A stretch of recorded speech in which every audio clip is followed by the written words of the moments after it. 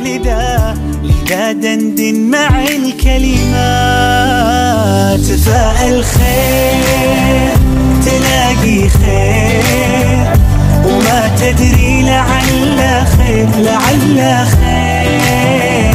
تفائل خير تلاقي خير، وما تدري لعل خير لعل خير. فلا تحزن على ما فات. الرحمن الرحيم. اللهم صل على سيدنا محمد صلاة تخرجني من ظلمات الوهم وتكرمني بنور الفهم وتدخلي ما أشكل حتى يفهم أنك أنت تعلم ولا أعلم إنك أنت علام الغيوب. اللهم صل وسلم وبارك على مولانا محمد وآله النور المذهب للنسيان بنوره في كل لمحة ونفس عدد ما وسعه علم الله. يا فتاح يا عليم يا فتاح يا عليم يا فتاح يا عليم. افتح علينا فتوح العارفين. وصلى الله على مولانا محمد وعلى آله وصحبه وسلم. نويت التعلم والتعليم والتذكر والتذكير والإفادة والاستفادة والحث على التمسك بكتاب الله وسنة رسول الله والدلالة إلى الخير ابتغاء مرضات الله وقربه وثوابه سبحانه وتعالى. Bismillahirrahmanirrahim. Assalamualaikum warahmatullahi wabarakatuh. Alhamdulillahirabbil alamin. Wassalatu wassalamu ala habibi rabbil alamin sayyidina wa habibina wa syafi'ina wa nuri qulubina wa maulana Muhammadin ya Rasulullah.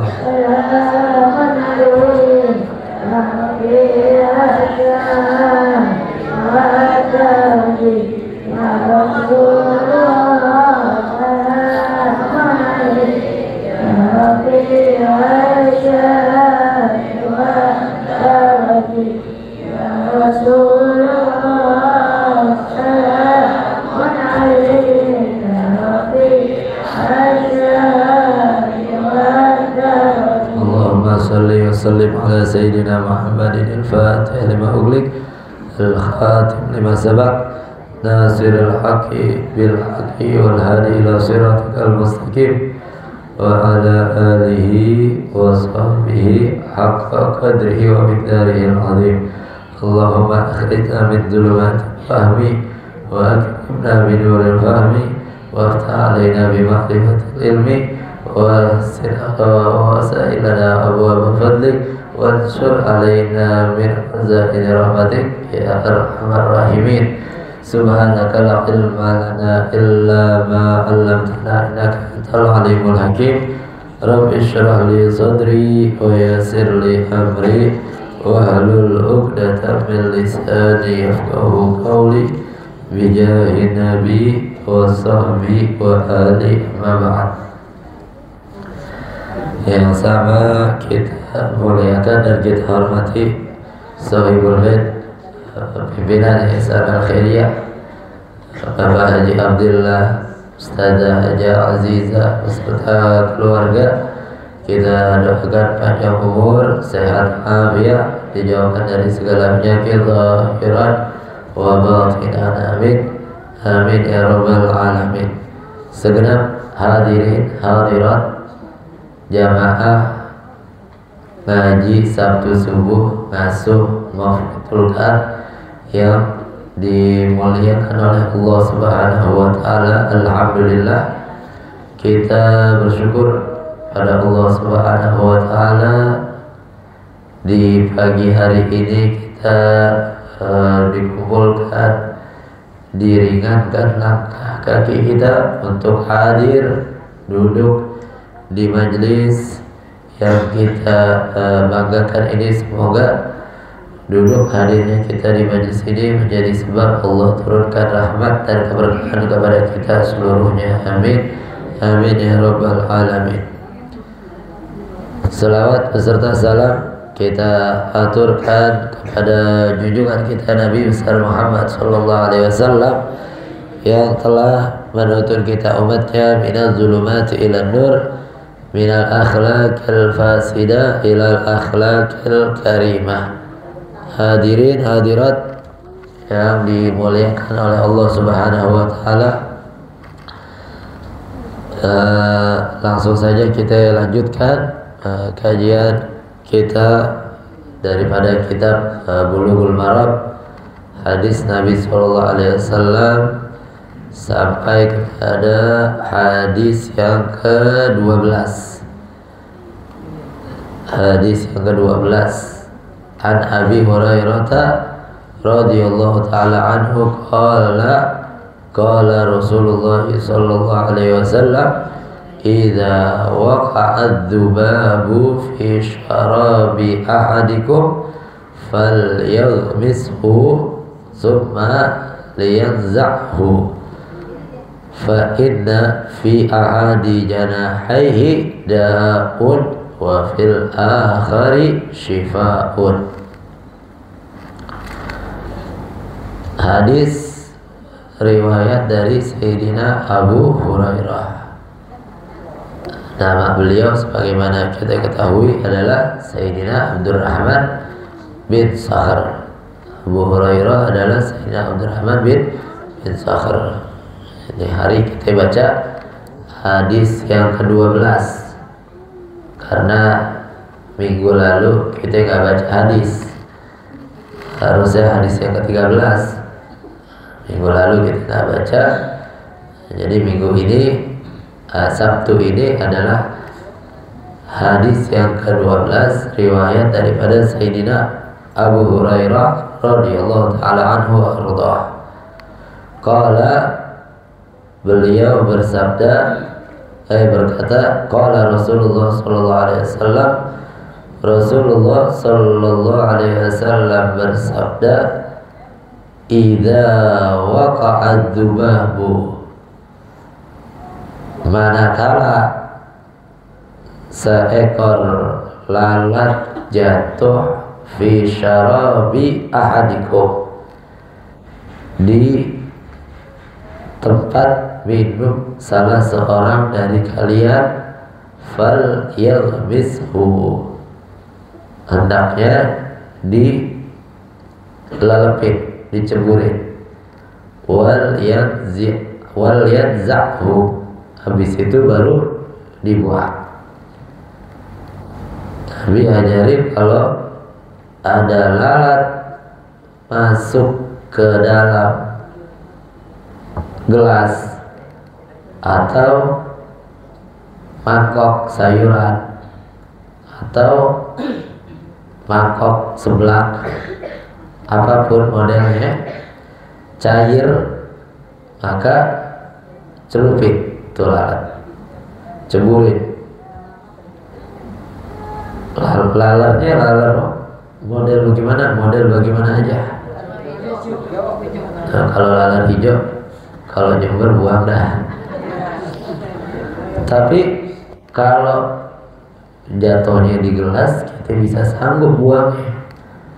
Kalau kita punya sayur lodeh 1 baskom, tamu ada 250 orang, ada lalat hijau masuk. Bagaimana itu kira-kira? Hah? Pura-pura nggak tahu aja. Iya, pura-pura nggak tahu urusan Jembernya. Kalau urusan kesehatannya Nabi udah jamin. Nabi jamin ceburin. Habis itu baru dibuang. Kenapa? Ini alasannya. Fa inna fi ahadi janahihi, sebab di salah satu sayapnya daripada lalat tersebut daun, ada sumber penyakit. Wa fil akhar shifaun, di sayap satunya ada kesembuhan, ada obatnya, ada penawarnya. Dan Nabi juga memang tegesin likul lidahin, bahwa setiap penyakit itu pasti ada obatnya. Begitu.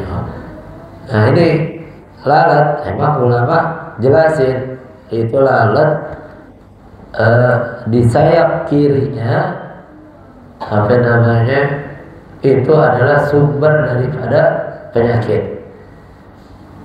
Emang katanya itu saya juga nggak perhatian juga, lalat kalau nyebur ke wadah yang nyelam itu sayap kirinya.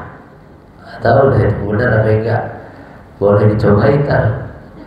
Habis bikin susu nih pagi ntar ceburin ke lalat. Kira-kira sayap kiri atau sayap kanan yang nyelam. Begitu. Karena sayap kanannya adalah penawarnya. Begitu. Jadi penawarnya sayap kanan. Jadi resep dari Nabi SAW. Sebab kalau normalnya setiap bangkai itu adalah najis, dan kita tahu begitu. Bangkai mana aja najis, sekecil apapun, sampai ya dari yang paling kecil sampai yang paling besar.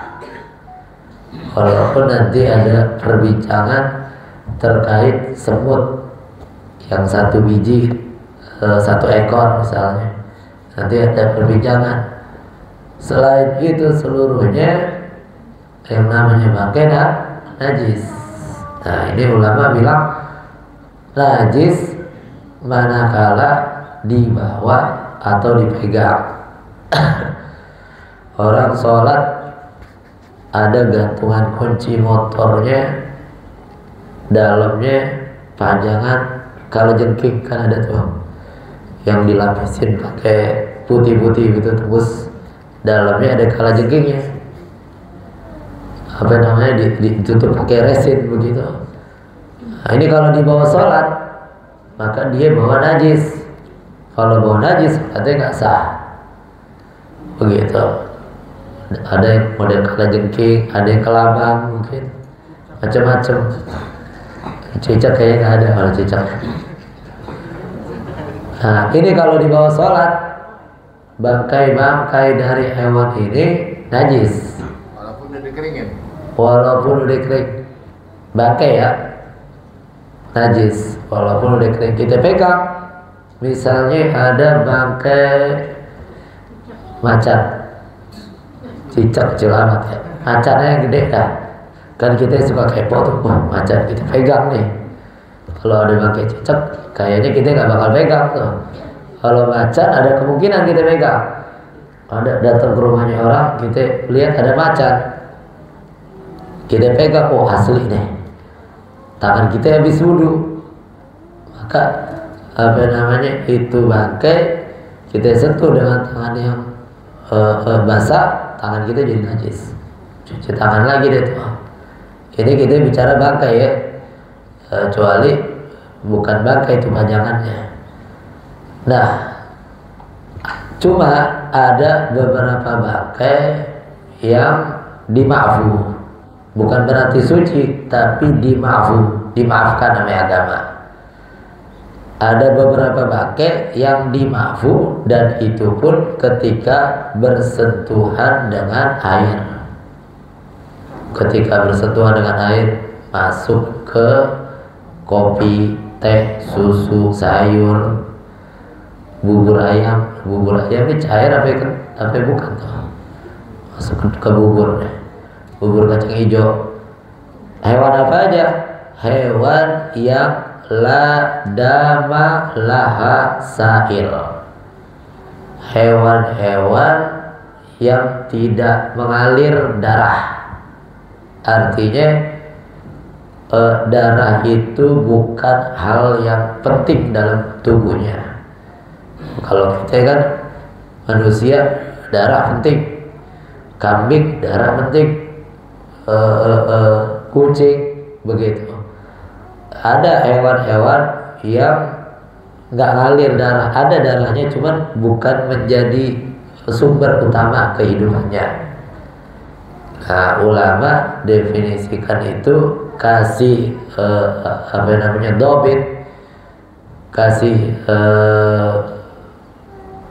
dobit, yaitu hewan yang tidak lebih besar dari cicak. Hewan yang tidak lebih besar dari cicak biasanya dan kebanyakannya nggak ada darah ngalir. Maka hewan yang tidak lebih lebih besar dari cicak dapat dipastikan nyemplung ke air tidak merusak airnya, tidak menjadikan airnya itu najis. Begitu. Masuk misalnya kita anggap cicak dah, biasanya suka masuk ke makanan tuh, nyemplung ke sayur masih panas, mati itu cicak, jadi bangkai, maka itu sayur nggak najis. Langsung buru-buru angkat sebelum yang lain lihat. Karena kalau yang lain lihat dan nggak dimakan. Tapi itu semur ntar disimpan, insya Allah nggak kemasukan cicak, tenang aja, aman. Jadi batasannya itu cicak. Nah kalau di atas itu misalnya masuk, bukan kecoa masih kecil, yang kayak cicak apa yang gede? Toke gede. Toke kan agak gede tuh. Nah, toke ini agak besar, ada darahnya, begitu. Atau tikus kecil nying-nying, misalnya nying-nying jatuh ke sayuran, itu namanya apes dah, takdir, minta rezeki lagi sama Tuhan dah, begitu. Mesti dibuang dah itu. Kalau mati ya, kalau nyemplung mati. Kalau itu tikus nying-nying nyemplung nggak mati, nggak najis. Cuman kira-kira tegal nggak tuh mau makannya, bekas nying-nying nih, begitu. Tapi ada juga orang-orang yang nying-nying langsung ditelan tuh. Ada kan tuh ya di video-videonya, nying-nying langsung ditelan, katanya buat stamina, buat obat, begitu. Nying-nying tuh langsung ditelan. Jadi kalau ada laler nyemplung ke air, jangan dibuang airnya, buru-buru dibuang, kita celupin aja lalernya, kita buang baru. Nah kalau kita ngamalin hal yang semacam ini, dapat pahala kita, pahala sunnahnya Nabi Muhammad SAW. Jadi ada laler, kalau kita langsung buang, minum kopi-kopinya kita buang, kita nggak ngamalin sunnah berarti. Kalau kita celupin, kita buang lalernya aja, kita mengamalkan sunnahnya Nabi Sallallahu Alaihi Wasallam. Besok pagi-pagi baru bikin kopi semua. Besok bikin kopi. Biar masukin laler. Tungguin depan tempat sampah tuh biar laler masuk. Begitu. Nah ini juga dari hadis ini terlihat tampak mujizatnya Nabi Muhammad SAW. Dan kita gimana kita bisa tahu tuh laler kanan kirinya ada syifa, ada penyakit, ada penawar. Nabi SAW bisa tahu ini adalah mukjizatnya Nabi Muhammad Sallallahu Alaihi Wasallam. Terus lagi dari hadis ini ulama ambil kesimpulan bahwasanya orang kalau kena penyakit, mau itu penyakit yang ringan ataupun yang berat, jangan langsung tawakal. Jangan langsung tawakal, tapi usaha, harus ikhtiar dulu, habis itu doa, tawakal. Hasilnya serahin sama Allah. Usahanya kita, ikhtiarnya kita berpahala. Sakitnya kita menghapus dosa, ikhtiarnya kita berpahala. Tawakalnya kita berpahala, doanya kita berpahala. Jadi sakit itu bukan serta-merta Allah murka sama kita, enggak. Boleh jadi sakit itu adalah kasih sayang Allah kepada kita, sehingga Allah pengen kita naik derajat. Allah pengen kesalahan kita dihapus. Allah pengen kita menghadap kepada Allah dengan tanpa bawa dosa sepeser pun. Itu Allah. Sebab Nabi itu tegasin juga di hadisnya, wa ma yazalul bala'u ala mu'minin wala ala mu'minatin hatta yalqallah yaumal qiyamah ma alaihi syai'. Atau kama qala Nabi sallallahu alaihi wasallam, itu ada orang-orang mukmin atau orang mukminah yang senantiasa kena musibah, senantiasa kena ujian. Hari ini ujian, pagi kena ujian, siang kena ujian, sore kena ujian, malam kena ujian, belum bisa nafas, ujian terus bertubi-tubi. Kena ujian terus, besoknya begitu lagi, besoknya begitu lagi.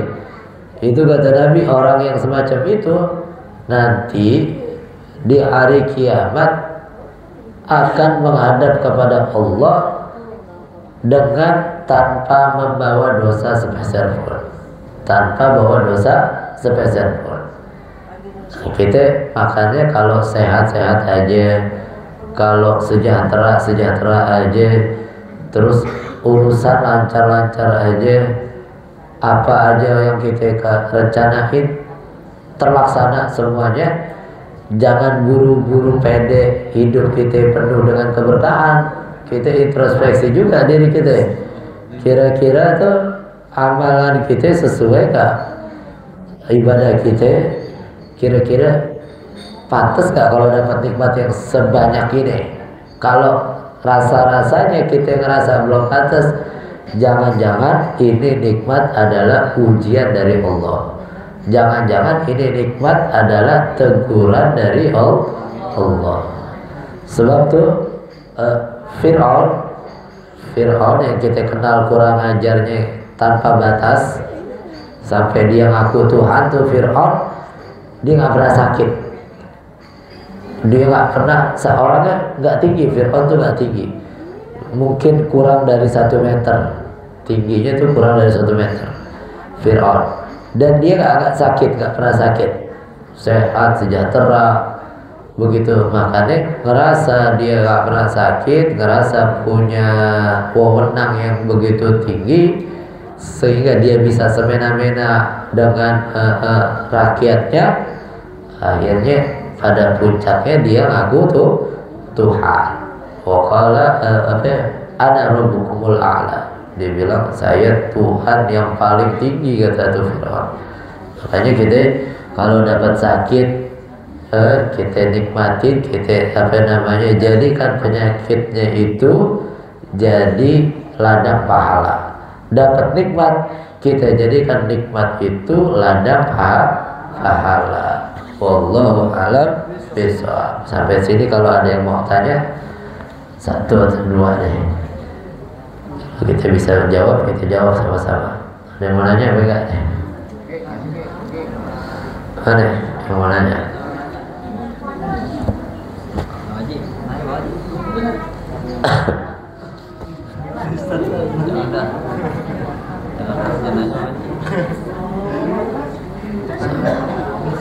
Ini sambil nunggu yang bertanya, ini kan banyak ustadz-ustadznya yang hadir nih. Biasanya orang imam tuh kadang-kadang habis qomat baca doa iqamah, habis itu imamnya sufufakum fa inna taswiyata sufufakum shalah, dan ingatan-ingatan yang lainnya nyuruh biar lurusin shaf. Nah, biasanya tuh imam kadang-kadang ada yang membaca as-salatu jami'ah rahimakumullah. Yang disunahkan Nabi Muhammad adalah adzan iqamah, sunnah nih. Walaupun sholat sendiri minimal iqamah sunnah. Nah, sholat wajib punya azan, punya iqamah sendiri. Itu azan iqamah yang kita ketahui. Sholat 5 waktu punya itu. Nah, nanti kalau sholat sunnah, sholat id, idul fitri, idul adha, sholat tasbih, atau bahkan sholat jenazah, baru pakai iqamah yang model begitu. Sholatu jami'ah azabakumullah, sholatu jami'ah rahimakumullah, dan lain sebagainya. Jadi as-salatu jami'ah rahimakumullah nggak dianjurin tuh, nggak disunahin ketika seseorang jadi imam sholat 5 waktu begitu. Jadi nggak usah sholat jami'ah rahimakumullah, udah kita ingetin aja makmumnya untuk lurusin shaf, sawu sufufakum. Nah, ini sunnah, ngingetin lurusin shaf, bukan hanya sunnah untuk imam. Makmum siapapun makmumnya sunnah dia ngingetin kiri kanannya, ayo kita lurusin. Itu sunnah juga, dapat sunnahnya, dapat pahala sunnah mengajak meluruskan shaf. Bukan hanya imam yang sunnah, tapi makmumnya juga sunnah mengingatkan meluruskan shaf. Gitu. Jadi cukup itu aja, jangan pakai as-salatu jami'ah rahimakumullah begitu. Paling kita baca doa deh tuh habis doa qomat aqamallahu wa adama amadatis samawati wal ard. Kalau udah ada di shaf itu doanya ya, Allahumma atini afdala ma tuhti ibadakas salihin. Ya Allah, berikan padaku anugerah-anugerah yang terbaik yang Engkau berikan kepada orang-orang soleh. Itu sunnah. Kita mau baca bismillah, a'udzubillah, baca qul a'udzu birabbinas. Macam-macam tuh orang bacaannya sebelum niat sholat, boleh-boleh aja begitu. Jadi as-salatu jami'ah rahimakumullah ini i'lan atau azan untuk sholat sunnah. Sholat wajib nggak perlu tuh. Sama ini juga kalau jadi imam tuh kasih kesempatan makmumnya untuk baca Fatihah. Habis kita waladhdallin amin tuh imam diam sejenak dah, apa baca zikir apa segala macam. Kan di dalam sholat itu emang kita nggak boleh diam bengong, harus diisi dengan zikir dan lain sebagainya. Kasih waktu sekiranya makmum selesai baca Fatihah, baru kita lanjut baca surah. Baru kita lanjut baca surah. Sebab biar si makmum baca Fatihahnya setelah Fatihahnya imam, dan si makmum bisa dengar bacaan surahnya si imam gitu. Jadi nggak terganggu konsentrasinya makmum dengan bacaan surahnya imam ketika membaca surah Fatihah gitu. Belum, nggak ada yang nanya nih? Nggak ada ya? Udah kita tutup pengajian ini, kita baca surah Fatihah. Kita niatin Fatihah pertama ini kita niatin para almarhumin yang tadi udah kita sebutkan namanya satu-satu, terkhusus untuk saya punya guru kemarin meninggal dunia mendadak, nggak sakit nggak apa, sehat-sehat aja meninggal. Habis acara reuni kita pulang berapa hari, 2 hari yang lalu meninggal. Hari apa berarti? Hari Rabu, hari Kamis meninggal dunia, tiba-tiba ngedrop meninggal gitu. Namanya almarhum Ustadz Syahri Samudin. Juga apa namanya, ini bulan pas banget saya punya kakek meninggalnya di bulan ini, tanggal berapa? 7. Bapak Haji Abdul Hamid bin Haji Jawahir meninggalnya di tanggal 7 Agustus. Kita doakan almarhum Bapak Haji Abdul Hamid, juga almarhum Ustadz Dr. Syahri Samudin. Allah ampunkan segala dosa-dosanya, Allah hapus segala kesalahannya, dan Allah luaskan kuburnya, Allah jadikan kuburnya raudhah min riyadil jannah. Al-Fatihah. A'udzu billahi minasyaitonir rajim. Bismillahirrahmanirrahim. Alhamdulillahi rabbil alamin, arrahmanir rahim, maliki yaumiddin.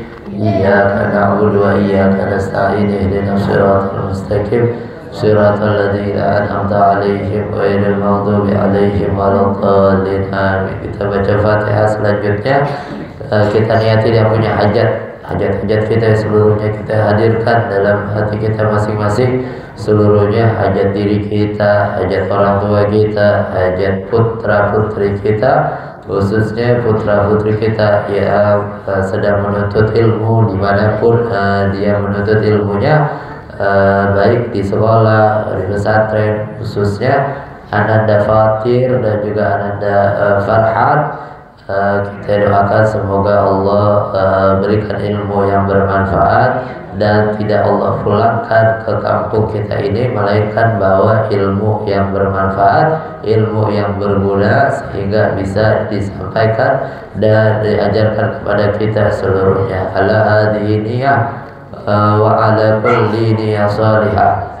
Kita satu lagi juga Ananda Muhammad Alwi Adreza yang berulang tahun, kita doakan panjang umur, sehat afiat, dijadikan anak yang saleh, berbakti kepada kedua orang tuanya, dibanggakan Allah dan Rasulnya, bermanfaat bagi nusa dan bangsanya. Ala hadhihi niyah. Al-Fatihah. A'udzu billahi minasyaitonir rajim. Bismillahirrahmanirrahim. Ar-Rahmanir Rahim, Maliki yaumiddin. Iyyaka na'budu wa iyyaka nasta'in. Ihdinas siratal mustaqim, siratal ladzina an'amta 'alaihim ghairil maghdubi 'alaihim waladdallin. Amin. Kita baca Fatihah sekali lagi untuk kerabat kita, keluarga kita, orang tua kita yang kurang sehat, baik itu penyakit yang ringan ataupun penyakit yang berat, khususnya Bapak Haji Mursyahid, Bapak Muhammad Ali, Bapak Haji Sa'ari, dan seluruhnya yang kurang-kurang sehat, baik yang disebutkan ataupun yang tidak disebutkan. Mudah-mudahan Allah angkat segala penyakitnya, Allah berikan kesehatan yang sempurna, afiat yang sempurna, kesembuhan yang sempurna, biniyati syifa wa siha wa tulil umri fi taatillah wa taati rasulillah. Ala hadhihi niyah wa ala kulli niyah salihah. Al-Fatihah. A'udzu billahi minasyaitonir rajim. Bismillahirrahmanirrahim. Alhamdulillah. Iyyaka na'budu wa iyyaka nasta'in. Ihdinas siratal mustaqim.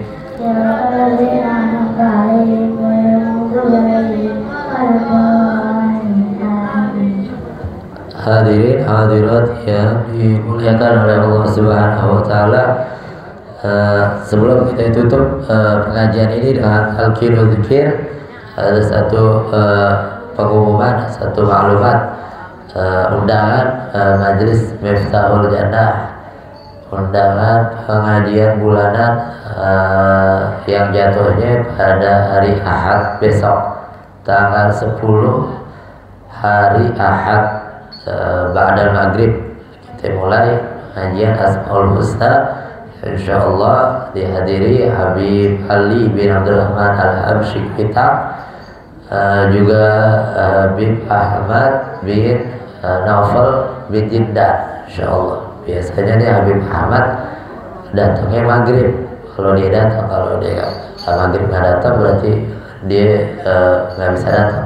Sebab Habib Ahmad nih rumahnya jauh di Bogor, satu. Yang kedua dia punya GERD juga, sakit GERD namanya mah yang akut, sakit mah yang akut. Ya mudah-mudahan dua habaib kita bisa datang, bisa memberkahi majelis kita, memberkahi kampung kita, sehingga hubungan baik yang dulu terjalin bisa terus terjalin sampai hari kiamat. Mudah-mudahan kita juga diberi sehat, bisa hadir, bisa duduk di pengajian malam Ahad kedua, pengajian Asmaul Husna insyaallah. Terus juga kami ucapkan terima kasih segalanya kepada para donatur seluruhnya yang sudah membantu mentabarrukkan hartanya di majelis ini. Mudah-mudahan Allah balas dengan sebaik-baiknya balasan. Dan juga kami mohon dibukakan pintu maaf sebesar-besarnya kalau ada kekurangan sana sini. Ini kebetulan habis konser jadi suaranya habis ya, konser di sana sini jadi suaranya habis, mohon dimaafkan, mohon dibawakan pintu maaf yang sebesar-besarnya. Qala Rasulullah sallallahu alaihi wasallam, afdalu ma qultuhu ana wa nabiyyuna min qabli la ilaha illallah.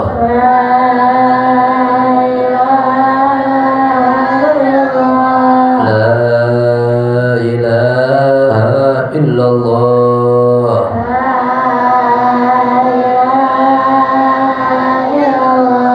La ilaha illallah.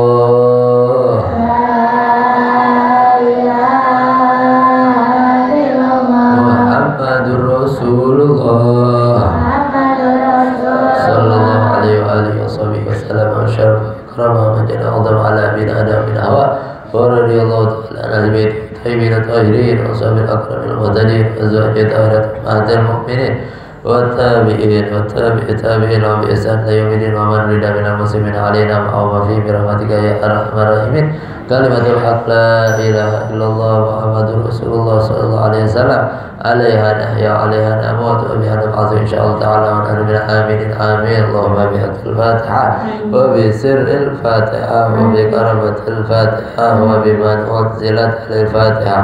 Allahumma la sahla illa ma ja'altahu sahla wa anta taj'alul hazna idza syi'ta sahla. Allahumma sahhil lana hifdzal qulub wa hab lana wasi'al fuhum bijahi nabiyyikal ma'sum sallallahu alaihi ya Allah biha ya Allah biha ya Allah bishatimah da'wahum biha subhanakallahumma tahiyyatuhum biha salam wa akhiru da'wana alhamdulillahi rabbil alamin. Ya